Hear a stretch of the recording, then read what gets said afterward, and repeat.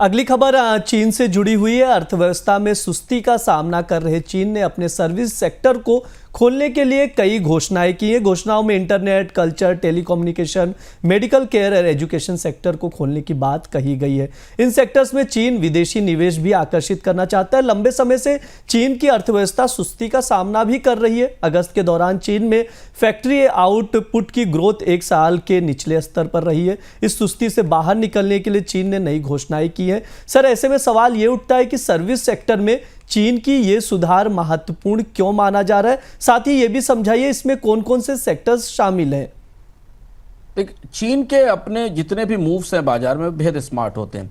जैसे ही अमेरिका में ब्याज दरें कम होने की संभावना बनती दिखाई दी, जिस पर हम आगे बात करेंगे, चीन ने अपने सबसे बड़े और अभी तक लगभग बंद क्षेत्र को उदारीकरण के रास्ते पर डाल दिया। यह माना जा रहा है ग्लोबल निवेशकों के बीच में कि WTO में चीन की एक्सेस जो कि 2001 में हुई थी, उसके बाद ये सबसे बड़ा लिबरलाइजेशन है चीन के दशकों में। चीन का जो सर्विसेज सेक्टर है वो आमतौर पर सारे उदारीकरण से बाहर रहा है। मैन्युफैक्चरिंग को तो चीन ने पूरी तरह खोल दिया, पूरी दुनिया की निवेशक कंपनियां वहां काम करती हैं, पर सर्विसेज सेक्टर को आबादी के लिहाज से, नौकरियों के लिहाज से बहुत से वजहों से बंद करके रखा गया था। चीन की अर्थव्यवस्था में अभी केवल सर्विसेज सेक्टर की हिस्सेदारी भी 50 से 57% है, लेकिन पूरी दुनिया में के अर्थव्यवस्थाओं में 70% के आसपास पहुंच गई है। तो चीन ने कल एक बड़ा रिफॉर्म अनाउंस किया, जिसमें digital services, telecom, finance, health, education, tourism, ये जो मेन चीन के प्रमुख सेवाएं हैं, इन सेवाओं में विदेशी निवेश की छूट दे दी गई और कई तरीके की पायलट स्कीमों को लाने की इजाजत दी गई। विदेशी निवेश में जो सबसे बड़ा उदाहरण है, उदारीकरण किया गया, वो होल्डिंग कंपनियों को शेयर होल्डिंग की लिमिट से छूट दे दी गई है। कई जगह कंपनियों को नियंत्रक इक्विटी लेने की छूट मिलेगी और इससे मेडिकल में क्लिनिकल प्रैक्टिस के नियम तय किए गए हैं। AI, 5G, data, smart platform जैसे क्षेत्रों में इनोवेशन में निवेश की इजाजत दी गई है। ये लिबरलाइजेशन चीन ने आज तक नहीं किया था। चीन ने बेहद चतुराई से पिछले दिनों में एक जोन बनाया था और वो जोन बनाया था जिसको सर्विसेज सेक्टर का जोन कहा गया था। उस जोन में विदेशी कंपनियों को आमंत्रित किया गया था और करीब करीब $40 बिलियन के आसपास का FDI आया गया था।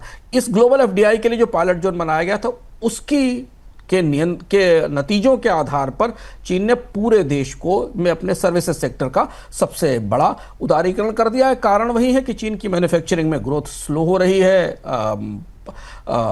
अंतर्राष्ट्रीय स्तर पर निर्यात कम हो रहा है, तो घरेलू खपत बढ़ाने के लिए अब सर्विसेज सेक्टर में निवेश का दरवाजा खोला जा रहा है और इसे जोड़ा गया है। बिल्कुल इसका समय तब है जबकि अंतर्राष्ट्रीय स्तर पर ब्याज दरें सस्ती होने की तैयारी चल रही है। सर, ये भी समझाइए कि चीन के इस कदम से ग्लोबल स्तर पर अगर देखें तो क्या कुछ बदलाव होगा?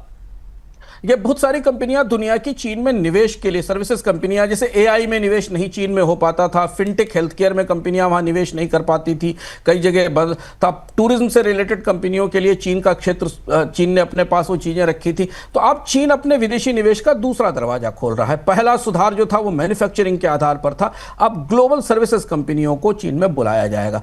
इससे एक तो नौकरियों का नया दौर आएगा, क्योंकि सर्विसेज सेक्टर में ज्यादा लोगों की जरूरत होती है और इससे डोमेस्टिक इकोनॉमी को सपोर्ट मिलेगा, कंजम्पशन में सपोर्ट मिलेगा और जो इनोवेशंस हो रहे हैं, जो चीन में इनोवेशंस तैयार हुए हैं, उनमें अब विदेशी कंपनियों की भागीदारी होगी। ये बिल्कुल उल्टा है। देखिए, डोनाल्ड ट्रंप जब पूरी दुनिया की कंपनियों से कह रहे हैं कि वो अपना निवेश उखाड़कर अमेरिका वापस ले आए, आप यहाँ आईफोन मत बनाइए, यहाँ कार मत बनाइए, तब चीन बिल्कुल दूसरी दिशा में चल रहा है। चीन अपने सर्विसेज सेक्टर को, जो आमतौर पर सेंसिटिव होता है, दुनिया के कई देशों ने अपने सर्विसेज सेक्टर के लिबरलाइजेशन को सीमित रखा है, चीन अपने इस क्षेत्र को खोल रहा है। इसका असर हमें आने वाले दिनों में सर्विसेज सेक्टर के FDI इनफ्लो के तौर पर दिखाई देगा, जो यूरोप के देशों से, बाकी देशों से चीन में जाता हुआ दिखेगा। चीन के स्टॉक मार्केट को इससे खासा सपोर्ट मिलेगा और जैसा हमने आपको बताया कि अमेरिका में ब्याज दरें कम होने के साथ ही सुधार आ रहा है, तो इसको लेकर हमें चीन के बाजारों में आने वाले दिनों में सक्रियता दिखाई देगी। चुनौती सिर्फ यह है कि इन सारी सेवाओं में